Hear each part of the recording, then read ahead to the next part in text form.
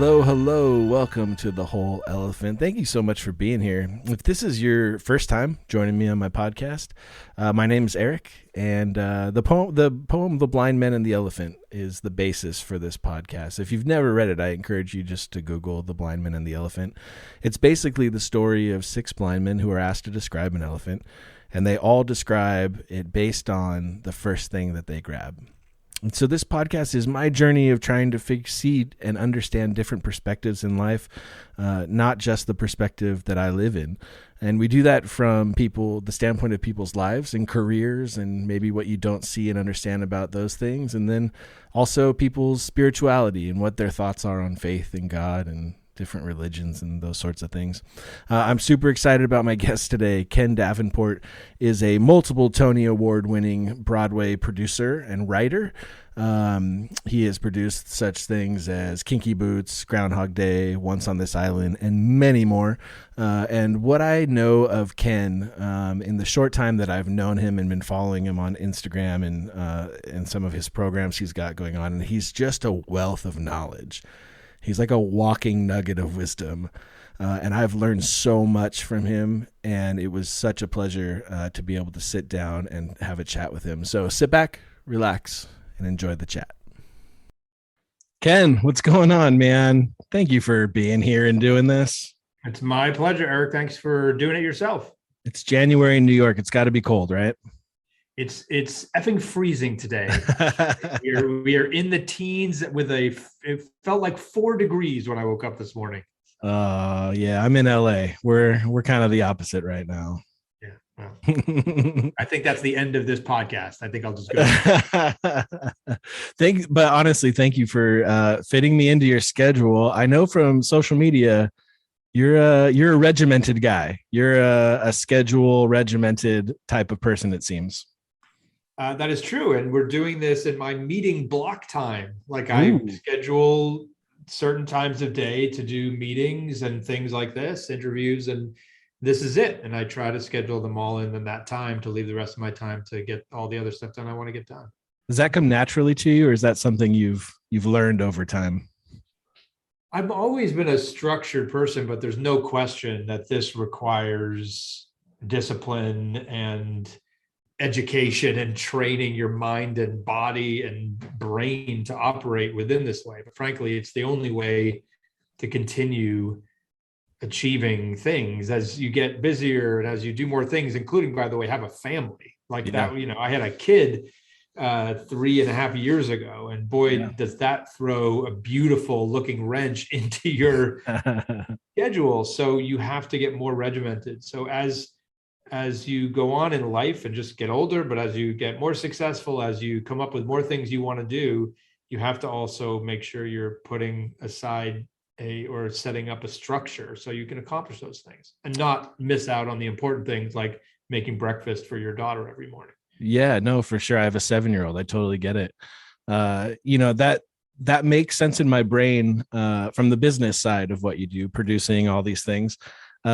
How does that work for you as a writer? Because this is something that I've had to learn over the last couple of years, is not waiting for inspiration, not waiting for the moment that I feel like writing, that the magic happens in the work. As a writer, how does that schedule and the regimen work for you?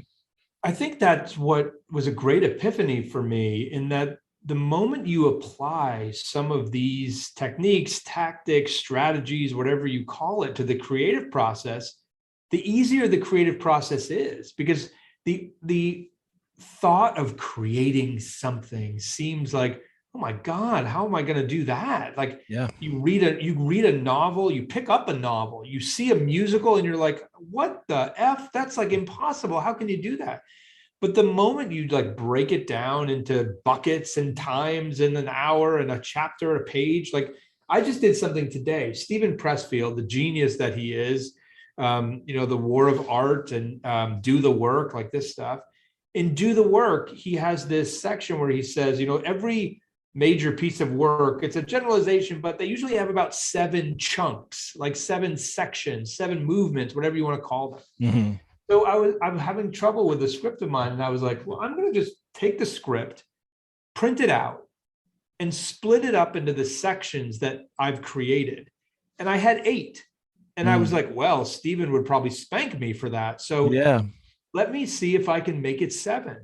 And instantly just putting 8 chunks out on the floor, and then now to make it 7, like it just, the process of there's 8, make it 7, like your mind takes over to try to solve that problem instead of trying to solve the problem of how do I write the next great American play. Sure. Yeah, I got to be honest. When I first came in contact with your social media, with theater makers, with that whole process, it probably was about 6 months of me going, no, I'm not doing that. I'm not doing it that way, Ken. I can't do it. Like your tactics, the advice you were giving was just so uncomfortable to me. I want my first draft to be perfect. I want, this is me putting myself out there for the first time. I can't just schedule a time to write. I have to feel in the right mood. And, everything that you say made me so uncomfortable. And after about 6 months of my script doing nothing, I said, I'm just going to start following Ken's advice blindly. I don't believe it in my head. I don't believe it in my heart, but I'm just going to follow it blindly. And it does work. Writing a script in 30 days works. It just is. Do you find that with a lot of creative people that this is a hard thing to master? Of course. I mean, we all have that fear, first of all, of like, oh, we want it to be perfect. We do, but like nothing that we do for the first time is ever perfect. Right? Our first step, our first word, our first whatever. My first golf swing, I literally have my first golf swing on video. It is the most atrocious thing I've ever seen because I'm like this crazy golfer now. And compared to now, but I just keep doing it and it gets better and just swing. And it's the same thing, right. And Seth Godin, he popularized this expression that, plumbers, they don't have plumber's block.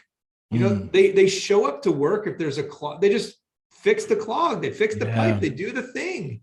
Like, imagine if your doctor had like cardiac surgery block. Like, he's like, I'm sorry, I'm just not feeling it today. I can't do my triple bypass on you. Tough luck. Like, no, the shit's got to get done. So you just do it. And the moment you program yourself to like, yeah, I'm going to do this. And the great thing about writers is that no one's going to live or die on your operating table if, frankly, you write something shitty today. It doesn't matter. Right. But you'll be so much closer to writing something great if you just write, period. Yeah. Oh, man. I kind of want to end right now and just open up my script and start. That was good. I've heard you say a number of times that you believe the world is a better place with theater in it. What drives that conviction? What has your experience been that makes you say that?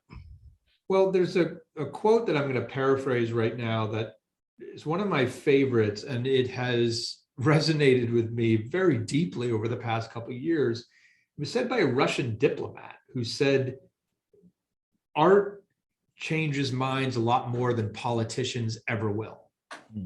And certainly in the climate in this in this country and in the world right now, that's something really to take heart. And it's a bit of what I also, it's the spoonful of sugar approach, in that when people are, and this is the type of shows that I look to create, they entertain first and they inspire and educate second and third, right? Like the shows that I am attracted to, that I love to see, will inspire people to do great things, but on the surface, they may not seem that way. On the surface, they have people tapping their toes and laughing and cheering. And, one of my greatest examples of shows I've been associated with is Kinky Boots. And if you go to I used to go to the end of Kinky Boots all the time. And I used to seek them out, and I could see every show. There was always a group of husbands from the Midwest that you could tell were dragged there. And in the last 5 minutes, they're on their feet, cheering and hooting and hollering. And I always wanted to go up to them and say, if I told you a week ago that you'd be on your feet applauding and screaming and yelling for a bunch of drag queens, what would you have said? Yeah. And I know they would have said, there's no way in hell. But that's what great theater does. And why it's different than, frankly, especially today, watching a movie, which is all by yourself or on your device, or reading a book. is that while you're having that experience, 1,000, 2,000 other people are also having that experience, which means the experience and the potential change factor is compounded. Right. And the impact is compounded. And when those doors open at the end of a Broadway production, 2,000 people burst onto the street like a soda can that's been shaken up with the power to change the world. Yeah. And that's why I'm a theater maker. Yeah. Yeah. No, I mean, I've experienced that many a times in the theater. I say it often on this podcast. I think the most quote unquote spiritual experience I've ever had, that deep understanding of something, for me was at the Pantages at the end of Pippin, where they bring down that set and they're just in their undergarments and then they roll the ball to the kid at the end. I mean, I felt that in a way that I haven't felt anything before. Yeah, it's church. I mean, it is. Church is another similar experience. It's a group of people gathering together to hear one like message from a pulpit. And yeah, the end of Pippin, I mean, Fosse, I mean, that moment is exactly what theater is about. It's not about, helicopters or anything. They actually strip it away to nothing. And it's the most powerful thing you can imagine. Yeah.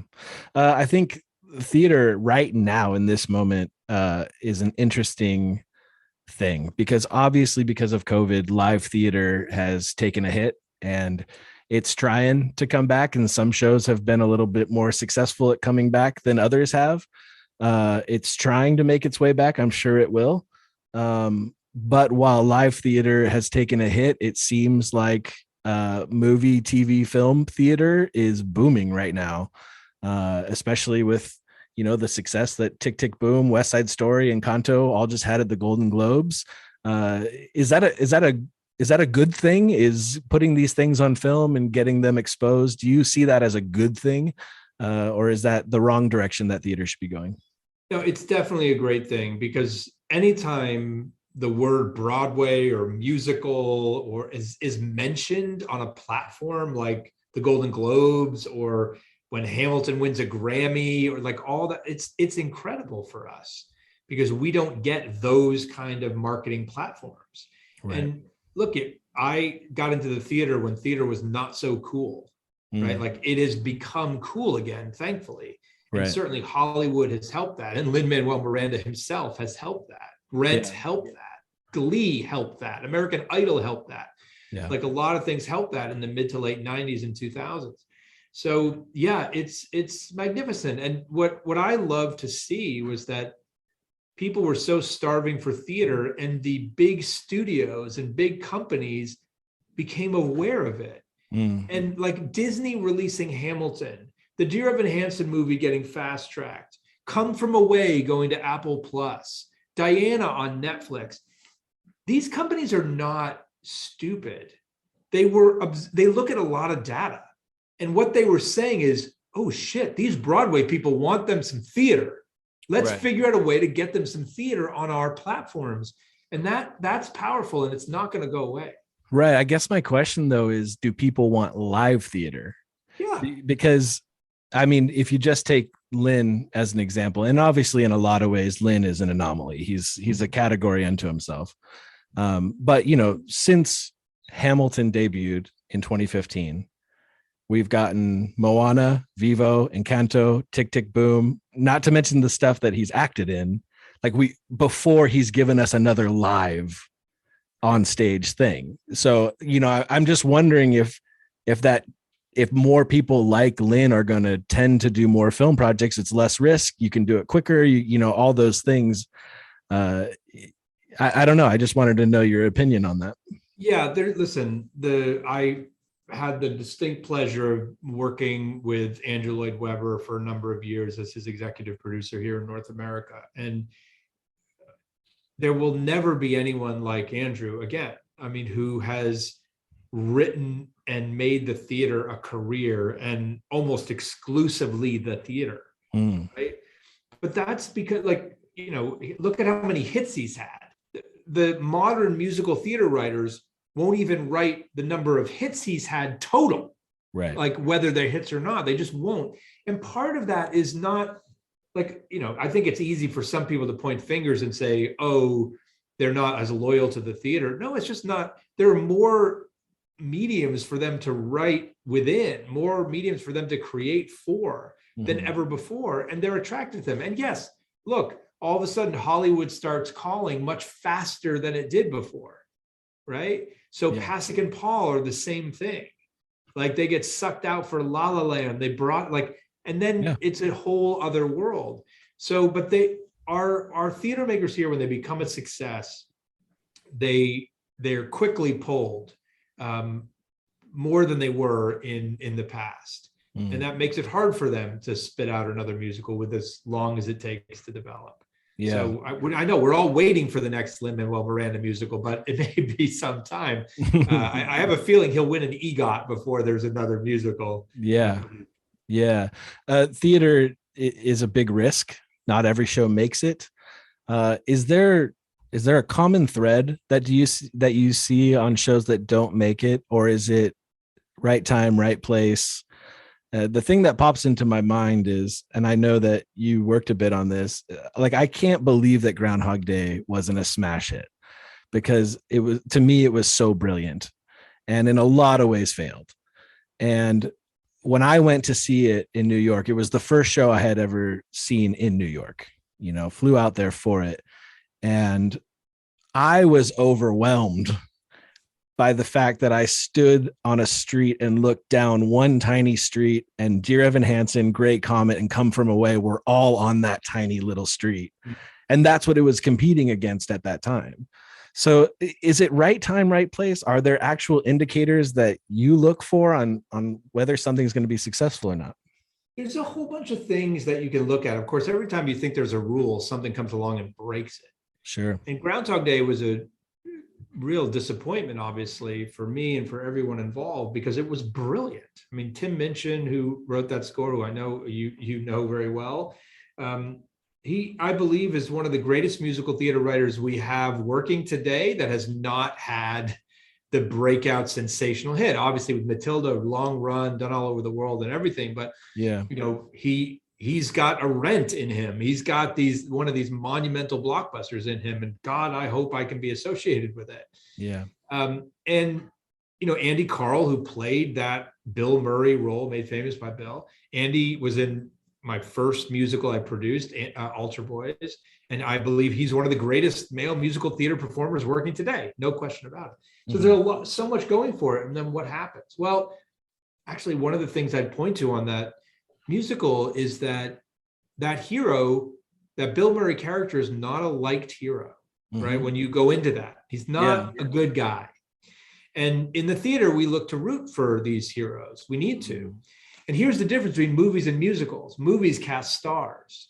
So you may not like the character that Bill Murray is playing when you walk in to see Groundhog Day, but you like Bill Murray. Right. So you get that association with that actor. Yeah. So movies can get away with this much more often than musicals can, because the audience goes in going, I can't wait to see my favorite actor. Because you already like Caddyshack. You already, Exactly. The other one that is such a great example of this is Catch Me If You Can, which starred Leonardo DiCaprio. That guy was a liar and a cheat and all of it.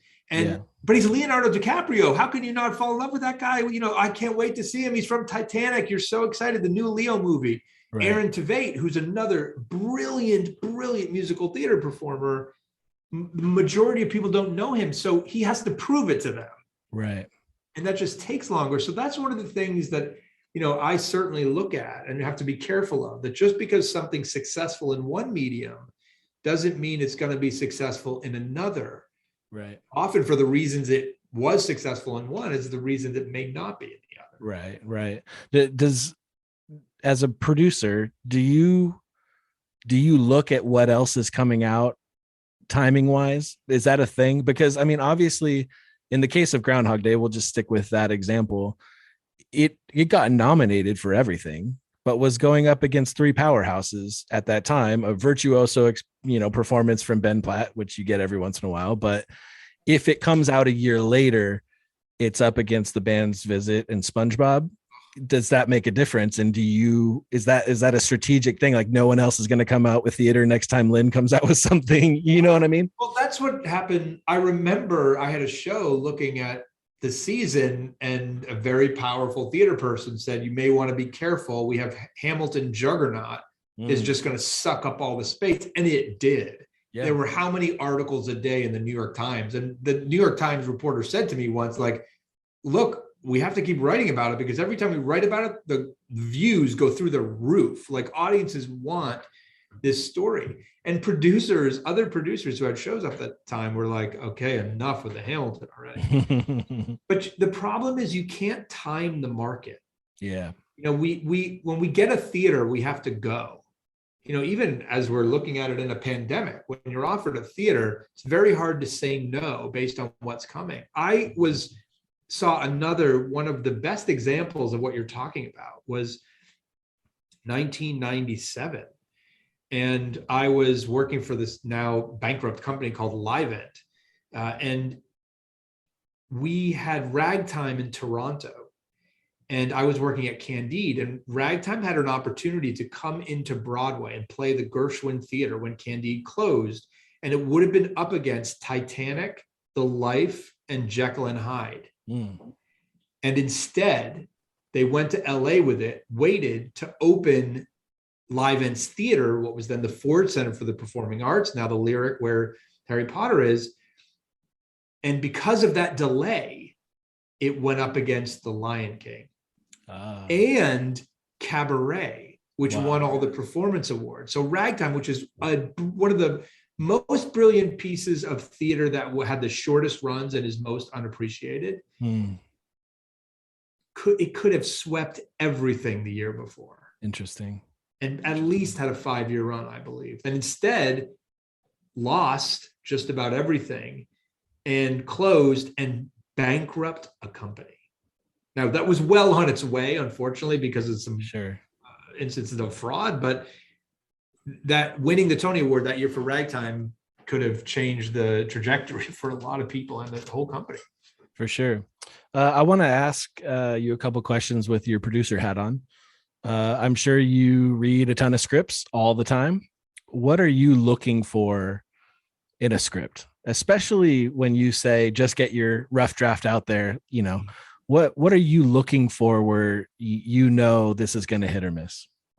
Well, look, we are theater producers, and it's a very risky business, as you said.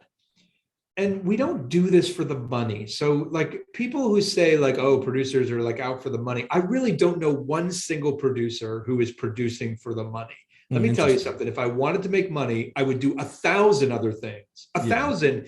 And I have the ability to do that. Like I'm a reasonably intelligent person. I could have been a lawyer. I could have been a hedge fund manager. I could be an investor. Like I could do all those things. I chose not to. So let that be a lesson to everyone out there. Money is not first on our priority list when we are reading a script. Would it be great if it could make money? Yeah, because then we could make more scripts.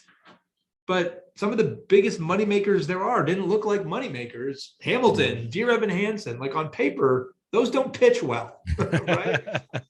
So we look for something. I always say I produce stuff that I want to see, which is hard for writers to hear because they are like, well, how do I know? Well, look at what I've done.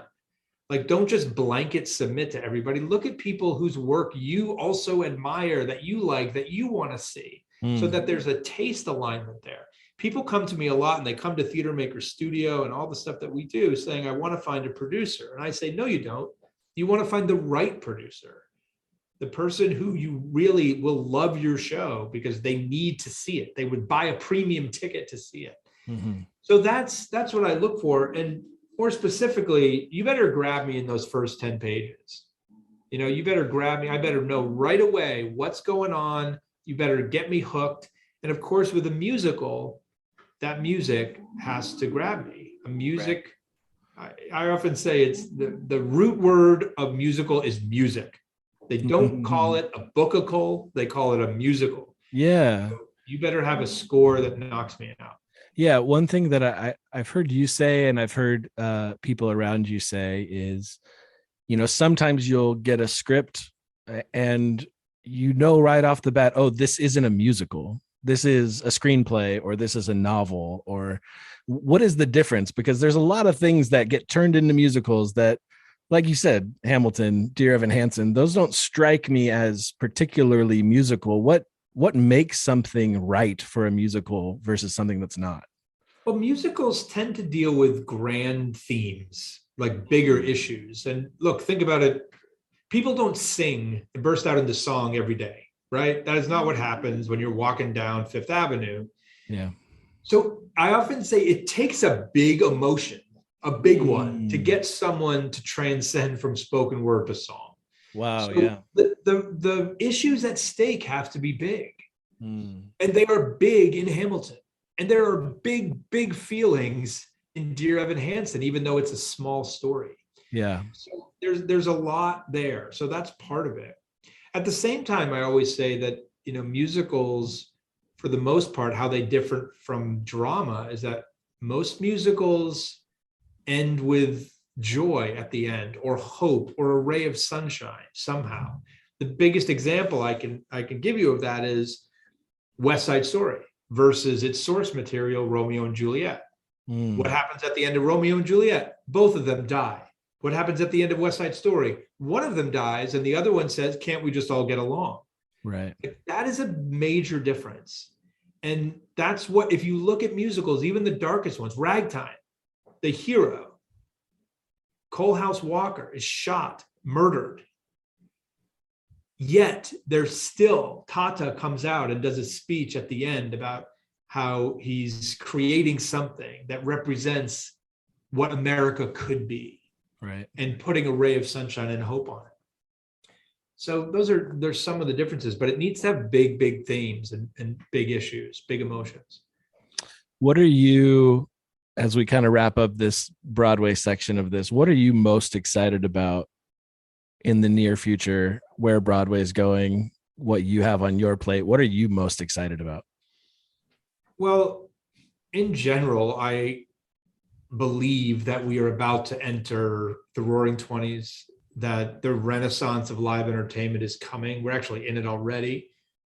This start-stop has been a very frustrating period during this pandemic, because every time we think we're out of it, they pull us back in. But we're going to get through it. We're going to get out of it. Historically, I'm a big data guy. Pandemics end in 2 to 3 years. Well, guess what? We're getting there. Year 3, baby. Year 3. Yeah. And we are going to get through it. And people are just going to be so overwhelmed with joy at the idea of gathering in these rooms and hearing stories again. And we're ready here. I've got 4 musicals ready to debut in 2022. We've been waiting since 2020 to do them. Harmony, a musical written by Barry Manilow and Bruce Sussman. I've seen that. I saw that in LA 8 years ago. Yeah. Probably. Coming back, new version now. A Neil Diamond musical, a musical called Broadway Vacation, which is based on the Chevy Chase Vacation movies, but like the next chapter. So fun. They went to Wally World in Europe and Vegas. Now the Griswolds are coming to Broadway. And then a musical based on Joy, the life story of the woman who inspired the movie Joy, the QVC inventor of the Miracle Mop. So, I can't wait. I mean, I have just been like jonesing to get back into that room and have an audience there. Yeah. I saw Harmony with my friend Bill Schnee, who's a big time music industry engineer and engineered all of Barry's albums. And so we went and saw it and had amazing seats, of course. And then on the way home, I just was raving about it. He's like, you know what? Let's just call him and tell him. And we called him on the car phone. I was like, wow, this is a cool experience right here. Yeah. Let me tell you something. I've had the very distinct pleasure to work with a lot of amazing people and meet a lot of amazing people. But when your cell phone rings and Barry Manilow comes over in the caller ID, you still just my mouth drops. And it happens now. Like I'm working with on Neil Diamond, so Neil will call, or my producing partner on Neil Diamond is Bob Gaudio, one of the 4 seasons, for God's sake. Yeah. And Listen, I am so blessed to be able to do what I do. And when I get to work with these people, I'm just a fan. Yeah. I'm really just I'm a musical theater fan that has figured out a way to make a living at it. And I encourage all those other musical theater fans out there who want to get into this more. There's a way to do it. There's a way to do it, just like anything else. It's not some mystical process. Just to bring it back to where we were at the beginning, it's not some magic like Harry Potter spell like thing to create a show. It's just like creating anything else. And so many people out there have the entrepreneurial spirit. You just have to take that and apply it to art and become what I call an entrepreneur. Yeah. Yeah. A big part of this podcast and my journey is learning about faith, spirituality, what that's looked like in people's journeys. What does that look like in your life? What did you grow up with? Where are you at now? Totally open-ended. Yeah, my path has been very interesting in that my parents, my father is Indian. So my last name is not Davenport. My last name is actually Hasija. And I was part of the early 90s group of people that was told by another group that if I wanted to work in this business, I could not be an Indian kid. I had to be something else, unfortunately. But so my parents were divorced when I was 5. My father was raised Hindi, but was really an agnostic and studied a lot of different faiths. My mother, the moment my parents were divorced, she like rushed me into CCD and catechism and got me late baptized and confirmed and express on the Catholic train, which I was happy to jump on because all my friends were Catholic. And as a little Indian kid who didn't feel like he belonged, that was a way for me to belong. Oh, interesting. And I very much appreciated that faith and still call myself a Catholic to this day. I am not practicing as much as my mother would like me to, of course, but it's still a part of my life, and we will raise my daughter in that tradition. But I am so open to all faiths now. Harmony is a great example. So I often say that I like to produce what I don't know, and Harmony is a Jewish story about what happened in the Holocaust to this musical group called the Comedian Harmonists. And one of the reasons I wanted to produce it because I wanted to learn more about that experience. Yeah. And it's been eye-opening to me. And I talk to my Jewish friends in a much different way now. Interesting. So I think that's about what, I often say that finding your profession is about like focusing. The older you get, the more you focus. And sometimes I think finding your faith is a little bit of the reverse. We're so focused in our faith when we start growing up, if we have our parents like telling, like, this is who you are, this is what you're going to be, and come to church or synagogue or temple, whatever it is, this way. Yeah. And then as we get older, we kind of widen it and broaden it. I think that's been it for me. I'm just more open to whatever anyone believes now. Sure. Yeah. So my story is Broadway was that thing for me. I grew up in, I guess like kind of small Christian bubble, not in a, weird fundamentalist way that I wasn't allowed to do anything else. It just was my community and it was working for me. It was good things. It was my friends. It was my schools. It was all those things. And really, when I first dove into theater, which by the way, my first theater experience happened right after college, seeing Wicked in LA. That was like, I felt like there was something in me that had been missing this whole time. I've seen it 12 times because I just became obsessed with it. But then, like I said, Pippin and all these other shows, I started going, wait a minute, that's what I believe too. And that was written by a Jewish guy. And that was written by an atheist. And who's this Tim Minchin guy writing all this stuff that I also believe in, who does not believe in God even a little bit? That was the eye-opening thing for me, was seeing that and these universal truths being displayed in, like you said, in such big ways. I think really awesome. When I was younger, I remember I have a half brother, and he got in a big argument, and he was real atheist, agnostic, I don't know, but he was like railing about like, it's a bunch of crap. It's a bunch of crap. And my stepfather, who's an amazing self-made man, didn't graduate from high school, but started his own company and built it up into an amazing thing in his hometown, jumped into the argument and said, okay, maybe it doesn't exist, but isn't it still a great way to live your life? And I was like, yeah, what an inspiring thing. Like, you know what? The 10 Commandments are pretty good rules, whether or not you believe they came down from on high or not. Yeah. So. Yeah, no, for sure. Well, I mean, sometimes I think that's a good litmus test for whatever religion or way of life you're following. Is it making you a better human? Yeah. And sometimes those systems do, and sometimes those systems don't. Right. What place does faith religion have on Broadway? Because we get a lot of different things. You know, Jesus Christ Superstar was a interesting kind of not biblical tale. You know, Book of Mormon is obviously taking a shot. Is there a place for honest discussion about religion on Broadway? Well, I think the word discussion is the key point there. You know, I think religion has been politicized like so many things in this country over the last several years. So anything that has that a pure religious or spiritual statement to make may suffer from people not feeling like they not want it without experiencing it. Right? Like we saw this a little bit with Godspell, in that God was in the title. So immediately people were like, I don't know if this is for me. In other words, I came to Broadway to be entertained. Right. And then they would say, and we'd say, it's not like that. You're going to love it. It's so funny. It's so enjoyable. They're going to be future stars out of this. Okay, well, tell me the story. And then we go, well, Godspell is about this. Oh, well, you know, how do you say the name of the protagonist?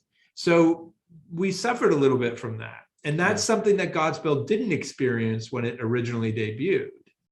So the attitudes here have changed a little bit, and people just being a little nervous about it, unless it's something that is really more challenging. And Superstar still crushes it to this day. There's a national tour going out right now that's amazing, but that has a strong statement to make. Again, the music there drives it so much. Book of Mormon obviously really, you know, was a real satire, skew, or whatever you want to call it. So very different approach. So we'll see. Dude, I just want to thank you so much for putting me into your meeting block today so that we could do this. I appreciate you, man. I feel like this is one of those things that you have given me so much through what you put out in social media and through Theme Makers that I don't get the chance to say thank you every time that I learn something, but I have learned so much, and I appreciate all that you're doing. Where can people follow you, get your content, all that stuff? Well, first of all, let me just tell you this, and this goes for you specifically. Every time you sit down to write, consider that you saying thank you. So you don't have to seek out a thank you from me. I don't really care. All that I really care about, especially you, who I know has struggled with this, sit down and write. And that's all that I ever want. I want you to make more theater. Anyone looking to get more information, it's just kendavenport.com, or Instagram is my social media of choice, Ken Davenport B-Way. You can get me there. And you'll see lots of stuff like this. I post a lot of stuff to try to get people to tips and all sorts of things to get people to make more theater and better theater, and an occasional shot or video of my daughter, sometimes singing Alphabet. So, awesome. Thanks so much, man. My pleasure.